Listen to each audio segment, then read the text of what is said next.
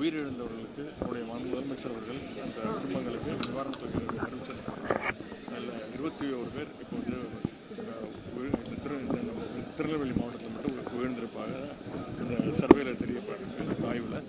அதில் முதல் கட்டமாக இன்றைக்கி 11 பேர் அவருடைய குடும்பத்திற்கு 5 லட்சம் ரூபாய் நிவாரணத் தொகை வழங்கப்பட்டிருக்கு. அது மட்டும் இல்லை, ஒவ்வொரு இழப்பிற்கும் தகுந்த மாதிரி இந்த கால்நடை இருக்கவங்க, வீடு இருந்தவங்க அப்படின்னு அந்த சர்வே எடுக்கப்பட்டு முதல் கட்டமாக இன்று பல்வேறு நிவாரணத் தொகைகள் அளிக்கப்பட்டிருக்கு. கண்டிப்பாக விரைவில் அனைத்து நிவாரண உதவிகளும் வழங்கப்படும்.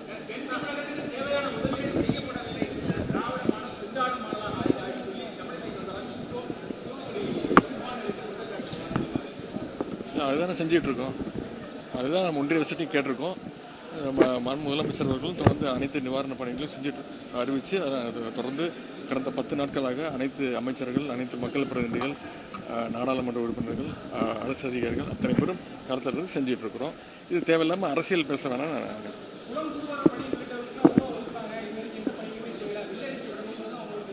கண்டிப்பாக வந்து எல்லா பணிகளும் செய்யப்பட்டு தான் இருக்குது. அது அரசியல் காரணமாக அவங்க பேசிகிட்டு இருக்காங்க. அனைத்து விதமான பணிகளும் தொடர்ந்து செஞ்சு தான் இருக்கோம். இது கிட்டத்தட்ட ஒரு வரலாறுக்கான 100 வருஷத்துக்கு பிறகு இவ்வளோ பெரிய மழை பெஞ்சிருக்கு. அதனால் இதை மக்கள் இது வந்து புரிஞ்சுப்பாங்க.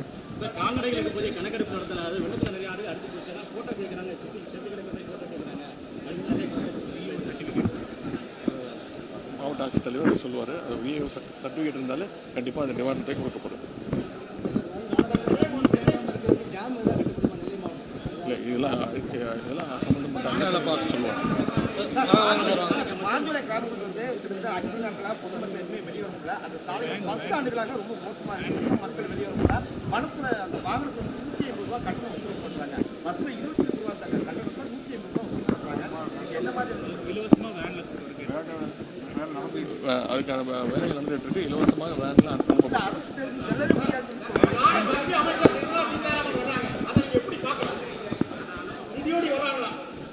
அவங்க வந்து இப்போ முதல்ல வந்து பேரிடர் இல்லைன்னாங்க. இப்போ அது பேரிடர் பார்க்குறதுக்காக என்ன பாதிப்பு இருக்குன்னு பார்க்க வராங்க.